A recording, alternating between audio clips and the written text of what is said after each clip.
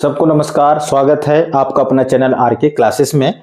आज हम देखने वाले हैं 2023 सेट ए के प्रश्नों का हल। इस वीडियो के माध्यम से मैं 2023 में जो पूछे गए प्रश्न पत्र है उसका सॉल्यूशन लेकर आया हूं और ये जो सॉल्यूशन है आपके लिए 2025 में मतलब 2025 कक्षा 10वीं की तैयारी है, ठीक है, गणित विषय का। ओके, तो आप इस प्रश्न पत्र को, पूरे प्रश्न पत्र को आप ध्यान से देखिएगा और प्रश्नों को जो सॉल्व करने का जो तरीका है उसको भी इस वीडियो के माध्यम से समझना, ठीक है। तो आज के सेशन में मैं आप लोगों के लिए प्रश्न, इसके पूर्व में मैंने 1 नंबर वाले जो प्रश्न है उसका सॉल्यूशन आपको बता चुका हूं। तो आज मैं प्रश्न क्रमांक 2 से यानी कि 2 नंबर 3 नंबर वाले प्रश्नों का आज सॉल्व करवाऊंगा, ठीक है। तो ध्यान से समझना, ठीक है। और यदि आप चैनल में नए हैं तो सबसे पहले चैनल को सब्सक्राइब जरूर कर देना और चैनल को एक प्यारा सा लाइक जरूर कर देना और शेयर भी कर देना। चलो देखते हैं आज का ये प्रश्न, ठीक है। यदि बहुपद px बराबर x का स्क्वायर -5x+6 है तो p0 और p1 का मान ज्ञात कीजिए। ये प्रश्न है, ठीक है। इस प्रश्न को हम कैसे हल करेंगे इस वीडियो के माध्यम से आप ध्यान से सीखना, ठीक है। सीखने के साथ साथ कॉपी पेन निकाल लीजिए और इसको आप अपने कॉपी में नोट भी कीजिए, ठीक है, और बार बार प्रैक्टिस भी कीजिएगा, ठीक है। तो देखिए ये प्रश्न कैसे हल होगा, ठीक है। सबसे पहले यहां पर क्या दिया हुआ है जी? दिया है बहुपद, दिया है, क्या दिया है? बहुपद। क्या दिया हुआ है? px बराबर है x का स्क्वायर -5x+6, ठीक है। अब हमको किसका किसका मान ज्ञात करना है? हमको मान ज्ञात करना है, किसका किसका ज्ञात करना है? एक तो ज्ञात करना है p0 का, यानी कि x = 0 का मान ज्ञात करना है, ठीक है। और क्या? x = यानी कि 1 रखना है। कहने का मतलब x बराबर 0, ये जो 0 है ना, ये किसका मान है? x का मान है, ठीक है। तो यानी कि हमको ये जो x है यहां पर 0 रखना है एक बार और एक बार 1 रखना है, ठीक है।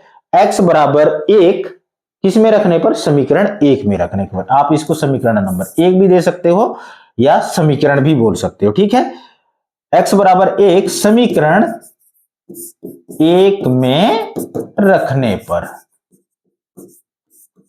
समीकरण 1 में रखने पर देखिए ये आपका समीकरण 1 है। इसमें क्या? x बराबर एक बार 0 रखेंगे और दूसरी बार x बराबर 1 रखेंगे, ठीक है। तो सबसे पहले देखते हैं समीकरण में क्या रखते हैं। ये जो समीकरण है x का मान क्या रखेंगे जी? यहां पर एक बार 0 रखते हैं, तो ये 0 रख दिए, ठीक है।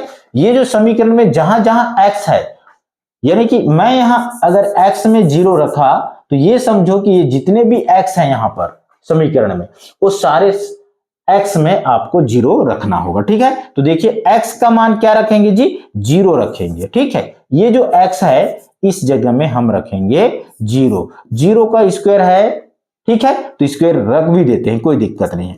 5 × x का मान क्या? यहां कुछ नहीं है, मतलब गुणा का चिन्ह छुपा हुआ है, गुणित 0 धन 6।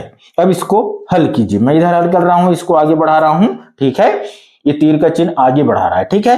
तो ये हो जाएगा 0 का मान 0 ही होता है, ठीक है। 0 को 1000 बार भी गुणा करो 0 से और डबल 0, यानी कि 0 होने मतलब आगे बढ़ने वाला नहीं 1 2 3 में, ठीक है। ऋण 5 और 0 को गुणा करोगे, अगर कोई भी संख्या को 0 के साथ गुणा करते हैं तो उसका मान 0 आता है, तो ये 0 आ गया और बच गया यहां केवल 6, यानी कि इसका मान कितना आ गया जी? 6 आ गया। किसका मान 6 आ गया? आपका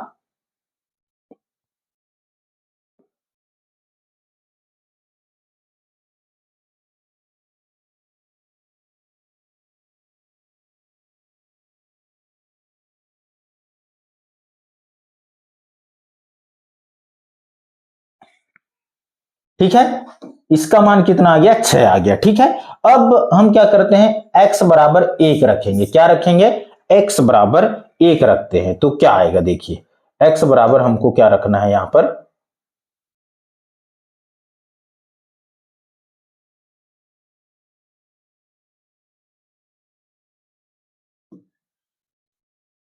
ठीक है। देखिए x बराबर क्या रखेंगे, p इंटू क्या, सॉरी 1, क्या रखना है हमको, 1 रखना है। तो क्या आ जाएगा, देखिए समीकरण में रख देते हैं x का मान, ये 1 रख दिए, तो ये जो x है इसमें 1 रख दिए, x का 1 का वर्ग ऋण 5 गुणित 1 धन 6, तो ये हो जाएगा आपका, देखो 1 का वर्ग 1 होता है, ठीक है, 5 एकम 5 ऋण 5 धन 6। अब इसको आगे कैलकुलेशन कीजिए, ये हो गया आपका कितना हो गया जी, 5 में ये ऋण 5 में 1 गया, 4 बच गया, ऋण 4 यानी कि 6 गया, तो ये हो जाएगा आपका 2 बच गया। ठीक है, ये हो गया इसका राइट आंसर। ठीक है, यानी कि ये हो गया आपका। इस तरह से सवाल को देखो, ये 2 नंबर का सवाल है, 4 लाइन में आपका सवाल खत्म हो गया। ठीक है, इस तरह से सवालों को आपको बनाना है। ये आपका, अगर इस तरह से आप सवाल को साफ साफ बनाएंगे तो आपको पूरा पूरा नंबर मिलेगा। ठीक है, 2 नंबर का है तो 2 नंबर आपको मिलना ही है। ठीक है, अब देखते हैं अगला सवाल। अगला सवाल क्या है आपका, ये है आपका अगला सवाल। ठीक है, अब इस सवाल को देखिए, समझिए इस सवाल को, क्या है सवाल। सबसे पहले समझिए, मान ज्ञात कीजिए। हमको क्या करना है, मान ज्ञात करना है। यहां पर ये जो आपका टाइपिंग है ये गलत है यहां पर। ठीक है, सवाल एक्चुअली में इसको आपको मैं लिख के बता रहा हूं आपको। ठीक है, सवाल क्या है यहां पर, सेक थीटा, क्या है, सेक थीटा अपान क्या है, कोसेक थीटा है। क्या है, कोसेक, कोसेक 90 माइनस थीटा है। ठीक है, ये सवाल है। उसके बाद है प्लस कोसेक थीटा, क्या है, कोसेक थीटा अपान सेक 90 माइनस थीटा। ये आपका सही सवाल है। ठीक है, इस सवाल को आप कैसे हल करेंगे, ठीक है, इसको भी हल कर देते हैं। हल करने का तरीका क्या है समझना। ठीक है, बिल्कुल इस तरह का सवाल भी 99% आपको बोर्ड परीक्षा में देखने को मिलेगा, इसलिए आप इसको सवाल को अच्छे से समझिए। ठीक है, अभी भी छमाही पेपर में भी बहुत सारे बच्चे जो है इस तरह के सवालों को नहीं बना पाए हैं। ठीक है, देखिए यहां पर क्या है जी, सेक थीटा है। क्या है, सेक थीटा है। आपको यहां पर जो माइनस वाला यहां पर दिख रहा है ना, देखिए कोसेक थीटा 90 माइनस थीटा, ये सवाल को हल करना है आपको। ठीक है, दोनों में से पहला पद दूसरा पद, ये दोनों में से जो हर है, ये अंश है और ये हर है। ठीक है, अब ये दोनों में से आपको हर को देखना है यहां पर। ठीक है, इससे संबंधित एक फॉर्मूला होता है। ठीक है, क्या होता है, फार्मूला होता है, जैसे कि फार्मूला को एक बार जरूर ध्यान देना। कोसेक है तो ये हो जाएगा कोसेक, यहां पर 90 माइनस थीटा है। ठीक है, तो ये क्या होगा, इसका हो जाता है कोसेक का सेक हो जाएगा। सेक, ये वाला जो थीटा है ना, ये वाला आ जाता है, इसका कोसेक का सेक होकर के ये केवल थीटा आ जाएगा। ठीक है, ये इसका फार्मूला है। ठीक है, तो इस फार्मूला से क्या हो जाएगा, ये हो जाएगा, इसको हम सीधा सीधा हल कर रहे हैं तो ये हो जाएगा आपका कोसेक का सेक हो जाएगा। क्या हो जाएगा, कोसेक का सेक हो जाएगा। तो सेक क्या हो जाएगा जी, यहां थीटा है तो ये थीटा हो जाएगा। ठीक है, ये धन का चिन्ह है। अब यहां कोसेक का देखिए, किसका, कोसेक का, तो ये हो जाएगा आपका कोसेक थीटा। अब यहां क्या हो जाएगा, जब कोसेक का सेक हुआ है तो सेक का कोसेक हो जाएगा। तो यहां पर सीधा सीधा क्या करेंगे, कोसेक का सेक का कोसेक थीटा लिखेंगे, कोसेक थीटा। ठीक है, अब देखिए अंश हर में सेम संख्या है, कहने का मतलब ये हो गया कि ये हो गया आपका सेक थीटा से सेक थीटा कट गया, सेक कोसेक थीटा से कोसेक थीटा एक एक बार में कट गया। मतलब क्या आ गया, 1 धन 1, यानी कि ये हो गया आपका 2, इसका आंसर होगा। ठीक है, इस तरह से सवाल को क्या करना है, हल करना है। यहां पर यदि और भी तरीके के प्रश्न पूछे जा सकते हैं। ठीक है, कई बार प्रश्न जो है उसमें थीटा का मान रखा हुआ रहता है, ठीक है। तो वैसे सवालों में भी अगर घटाव करना है, ठीक है, मतलब ये फार्मूला का यूज करना है तो केवल अंश या हर में करना है, ठीक है। अगर कोई थीटा का मान देगा 31 अंश या जैसा भी देगा, ठीक है, जैसे साइन 31 अंश, ठीक है, साइन 31 अंश बटे अगर कोई संख्या दिया हुआ है जैसे कॉस कितना दिया हुआ है जी यहां पर 69, ठीक है, 59 दिया हुआ है, ठीक है। अब देखिए अगर साइन में कितना घटाओगे, 90 में कितना घटाओगे, 31 घटाओगे तो 59 आएगा, ठीक है। कितना घटाओगे तो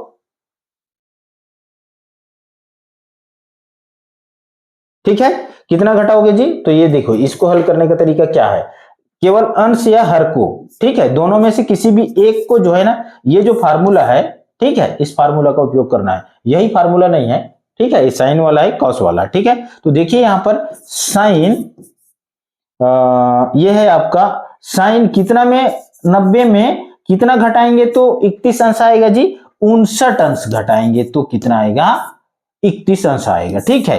तो यहां पर आपको नीचे में कॉस क्या है 59 का है तो 59 अंश लिख देंगे, ठीक है, जैसा है वैसे, केवल एक में इस फार्मूला का उपयोग करेंगे तो होगा क्या, यहां पर देखिए साइन का क्या हो जाता है, यहां कॉस 59 अंश हो जाएगा, ठीक है, और नीचे भी कॉस 59 अंश है, तो ये कट गया, तो मतलब इसका आंसर कितना आया, 1 आया, ठीक है। इसी तरह से सवालों को हल करना है, चाहे वो एक पद वाला हो, दो पद वाला हो, तीन पद वाला हो, ठीक है। ये हो गया इसका हल करने का तरीका, ठीक है।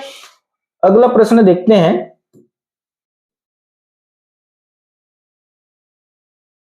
ये है आपका अगला प्रश्न, ठीक है। क्या है प्रश्न जी, चौथा है आंकड़े 6, 8, 20, P6 और 10 का समांतर माध्य 20 है तो P का मान ज्ञात कीजिए। ये समांतर माध्य यानी कि आंकड़ों से संबंधित सवाल है, हमको क्या ज्ञात करना है, यहां पर समांतर माध्य ज्ञात करना है। क्या ज्ञात करना है हमको, समांतर माध्य ज्ञात करना है। तो देखिए इस सवाल का सॉल्व, ठीक है,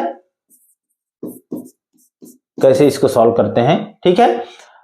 यहां पर क्या दिया हुआ है जी, आंकड़े दिया हुआ है, और समांतर माध्य का फार्मूला क्या होता है, समांतर माध्य का फार्मूला होता है आंकड़ों का समांतर माध्य बराबर होता है आंकड़ों का योग बटे आंकड़ों की संख्या, आंकड़ों की संख्या, ये इसका फार्मूला है। तो आंकड़े क्या क्या है, समांतर माध्य,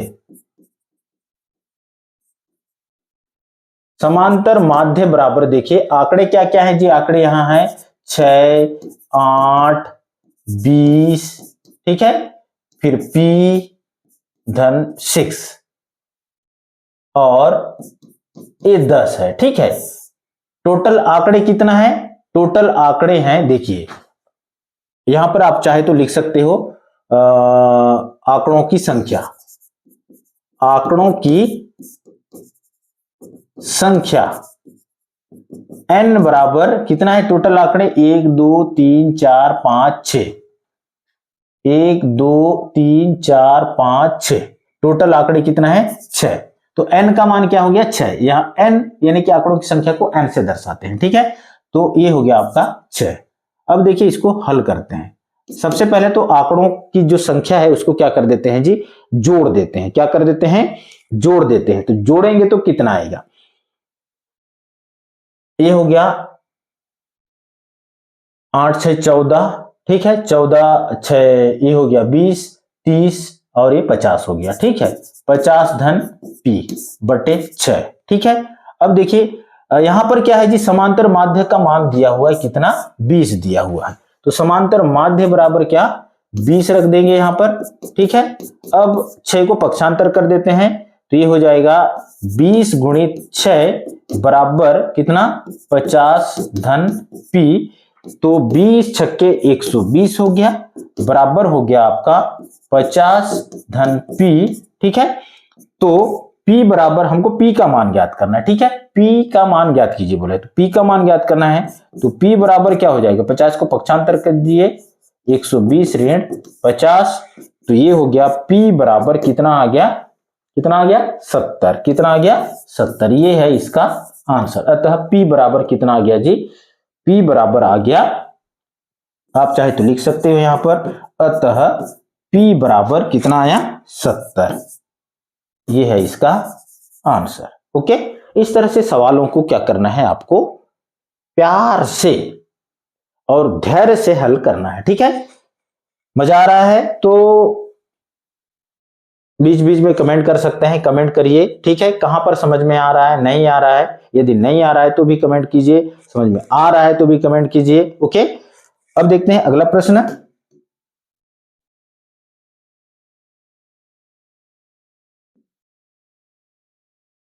अगला प्रश्न है, दो बिंदुओं P बराबर क्या, P मतलब पहला बिंदु क्या है, P है 2 1 तथा Q 5 7 से जाने वाली रेखा की प्रवणता ज्ञात कीजिए। क्या ज्ञात करना है, प्रवणता, ठीक है, हमको क्या ज्ञात करना है, यहां पर प्रवणता ज्ञात करना है। तो इस सवाल को कैसे हल करेंगे, देखिए ध्यान से, ठीक है, बहुत इजी सवाल है, इसी तरह के आपको एग्जाम में सवाल देखने को मिलेगा, ठीक है, इसलिए अच्छे से समझिए और आप परीक्षा हाल में बेहतर प्रश्न को हल कीजिए, ठीक है। तो इसका सॉल्यूशन क्या होगा, देखिए, ठीक है, यहां पर क्या दिया है जी, दिया है P, बिंदु क्या 2 1, ठीक है, बिंदु P क्या है 2 1 से जा रही है, यानी कि ये क्या हो जाएगा, ये हो जाएगा x1 y1 का मान, ठीक है। उसके बाद Q, बिंदु क्या है Q किससे जा रही है, 5 7 से, तो ये क्या हो जाएगा जी, x2 क्या, x2 और y2 हो जाएगा, ठीक है, क्या हो जाएगा, x2 और y2 का मान हो जाएगा। इसलिए रेखा की प्रवणता का सूत्र क्या होता है, रेखा का प्रवणता का फार्मूला क्या होता है, प्रवणता का फार्मूला होता है y2 माइनस y1 अपान x2 माइनस x1, ठीक है। अब इस फार्मूला में आप मान रख दीजिए, ठीक है, मान रख देते हैं, y2 का मान क्या है जी 7 है, ठीक है, y1 का मान क्या है, ये है 1, उसके बाद x2 का मान क्या है, x2 का मान है 5 और ये है 2, मान रख दिए, ठीक है। अब हल कीजिए इसको, 7 में 1 गया 6 बच गया, यहां से 5 में 2 गया 3 बच गया, 3 एकम 3, 3 दूने 6, यानी कि प्रवणता का मान कितना आ गया 2, ये है इसका आंसर। चाहे तो यहां आप लिख सकते हो प्रवणता बराबर कितना आ गया जी 2, ये इसका राइट आंसर होगा, ठीक है, बिल्कुल इजी है। प्रवणता ज्ञात करने का फार्मूला एक बार यहां फिर से लिख देता हूं, प्रवणता बराबर कितना होगा जी, y2 माइनस y1 अपान x2 माइनस x1, ये इसका क्या है, फार्मूला है, ठीक है। इस फार्मूला को याद रखना, अभी से नोट करके रख लीजिए, ऐसा सवाल परीक्षा में देखने को मिलेगा। अगला प्रश्न देखते हैं,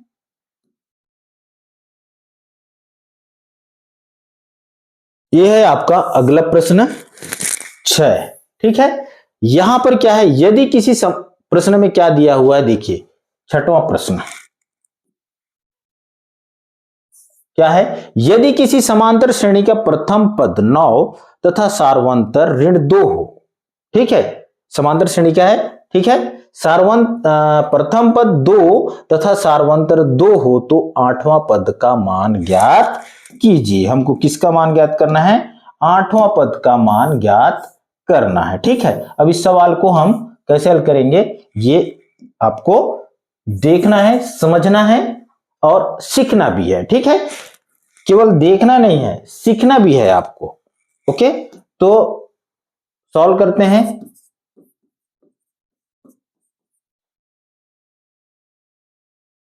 यदि किसी समांतर श्रेणी का प्रथम पद दिया क्या क्या है जी, यहां समांतर श्रेणी का प्रथम पद। ठीक है, सबसे पहले दिया है, क्या दिया हुआ है, समांतर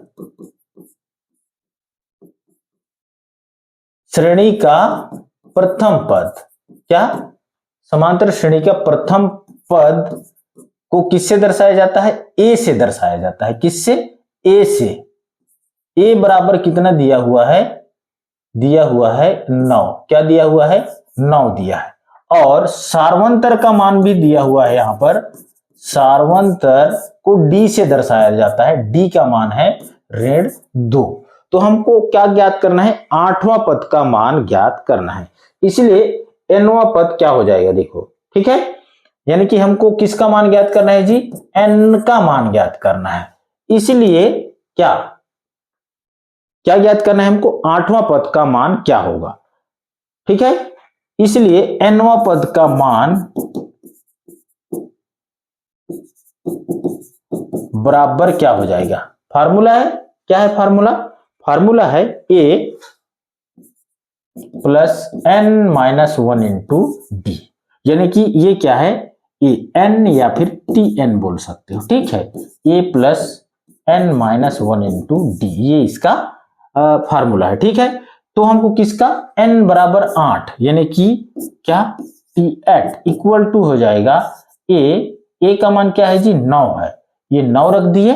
ठीक है, ये 9 रख दिए। ओके, और धन n का मान कितना, ये 8 है, 8 ओके, -1 इंटू डी।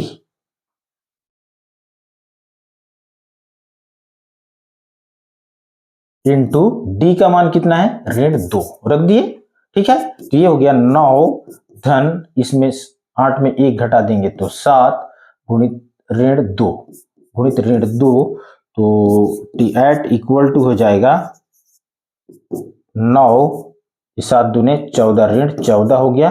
ठीक है, तो t8 बराबर हो गया, घटा दीजिए, कितना आ गया जी, 5 आ गया। कितना आ गया, 5, ऋण 5। इसका राइट आंसर कितना आएगा, ऋण 5। ठीक है, ये हो गया इसका उत्तर। बिल्कुल सरल है।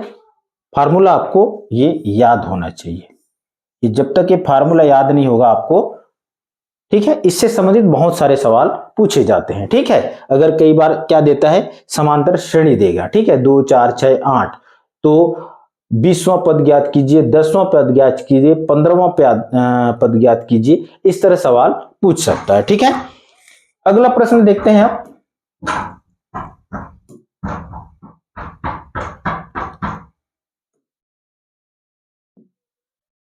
7वां प्रश्न है। ठीक है, 7वां प्रश्न क्या है, यदि a अनुपात b अनुपात c अनुपात d, ये है, यहां पर थोड़ा सा मिसप्रिंट है, इसको सुधारने की जरूरत है। ये है c अनुपात d, तो सिद्ध कीजिए कि यहां पर ये भी मिसप्रिंट है। ठीक है, ये भी आपका मिसप्रिंट है, तो इसको भी हमको सुधार लेते हैं। ठीक है, क्या है इसका मतलब, ये है सिद्ध क्या करना है, a का स्क्वायर माइनस c का स्क्वायर अपान है b का स्क्वायर माइनस d का स्क्वायर इक्वल टू है क्या है जी, a अपान बी डी। ये हमको क्या करना है, यहां पर सिद्ध करना है। ठीक है, ये सिद्ध करना है, तो इस सवाल को कैसे हल करेंगे, ये यहां पर थोड़ा सा समझने की जरूरत है। ठीक है, कॉपी पेन निकाल लीजिए और इसको भी नोट कीजिए। ये सवाल भी बहुत ज्यादा इंपॉर्टेंट है। इस तरह का सवाल पूछेगा, जरूरी नहीं ये सवाल पूछेगा, बट इस तरह का एक सवाल पूछना तय है। ठीक है, तो समझते हैं इसका सॉल्यूशन कैसे होगा। ठीक है,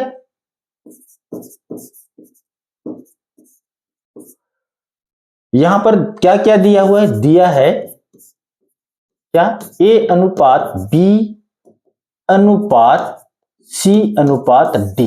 इसका मतलब क्या होता है जी, a अनुपात b समानुपात क्या, c अनुपात d, या इसको हम क्या लिख सकते हैं, a बटे b बराबर c बटे d। इसको पूरे के बराबर हम क्या मान लेते हैं, बराबर के मानना। क्या माना, के मान लिए। ठीक है, क्या माने हम, के मान लिए।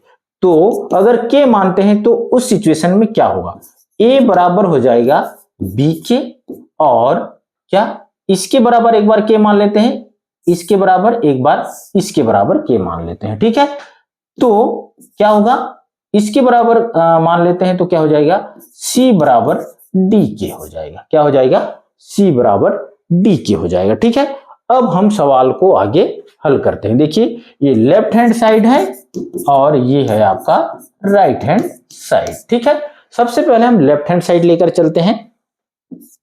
Left hand side, left hand side में क्या है, लेफ्ट हैंड साइड में है C A square minus C square upon है B square minus T square. अब मान रख देते हैं यहां पर, किसका, ए और सी का। ठीक है, ए का मान है बी के, ए का मान है बी के और सी का मान है डी के।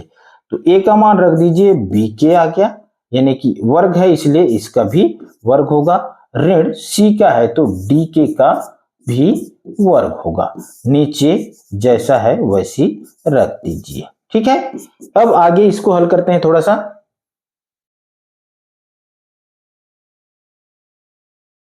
ठीक है, देखिए ये वर्ग है तो ये सबका वर्ग है, b का भी वर्ग है, k का भी वर्ग है, तो ये हो जाएगा b का वर्ग, k का वर्ग, ऋण d का वर्ग, फिर k का वर्ग।